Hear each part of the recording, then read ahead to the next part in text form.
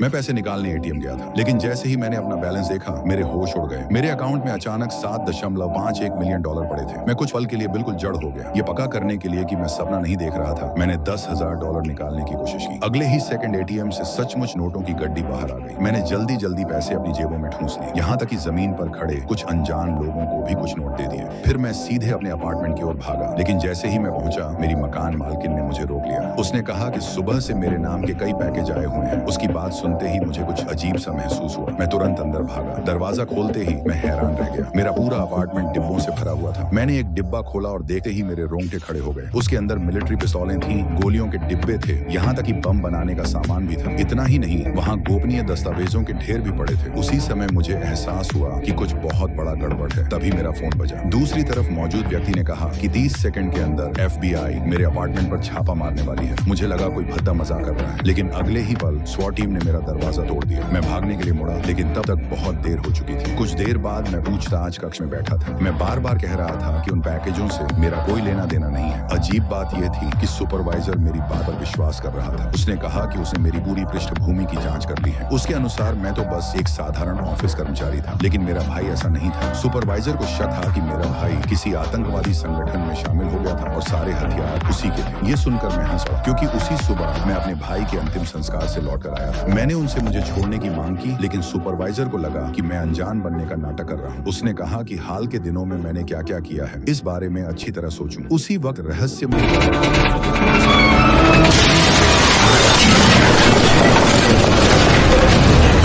उसी समय बाहर लगी विशाल LED स्क्रीन पर एक नया संदेश दिखाई दिया। उस पर लिखा था, अभी कूद जाओ। मेरे पीछे हथियारबंद एजेंट खड़े थे। मेरे पास कोई विकल्प नहीं था। मैंने छलांग लगा दी। मैं इमारत की दीवार से फिसलता हुआ नीचे रेलवे ट्रैक पर जा गिरा। फिर मैंने ऊपर देखा, एक ट्रेन तेजी से मेरी तरफ आ रही थी। मैं आखिर एक क्षण में पटरी से हट गया, लेकिन इससे पहले कि मैं राहत की सांस ले पाता, स्क्रीन पर एक और आदेश दिखाई दिया। उसमें लिखा था, तुरंत ट्रेन में चढ़ो। जिंदा रहने के लिए मैंने वही किया। जैसे ही मैं सीट पर बैठा, मेरा फोन फिर बज उठा। अब मैं पूरी तरह तंग आ चुका था, इसलिए जब ट्रेन अगले स्टेशन पर रुकी तो मैं दूसरी ट्रेन में जाकर बैठ गया। मुझे लगा कि आखिरकार मैंने उस रहस्यमय व्यक्ति को चकमा दे दिया है, लेकिन तभी मेरा फोन फिर बजा। मैंने तुरंत कॉल काट दी। अगले ही सेकंड पूरी ट्रेन अचानक इमरजेंसी ब्रेक लगाकर रुक गई। फिर किसी तरह वह पीछे की ओर चलने लगी। मेरा फोन दोबारा बज उठा। क्या तुम हमारी बात नहीं सुन रहे हो? हमने तुम्हें उसी ट्रेन में बैठने को कहा। तुम ये सब कैसे कर रहे हो? अगला station Wilson station. North east exit पर एक काली और शिकायत तुम्हारा इंतजार कर रही होगी।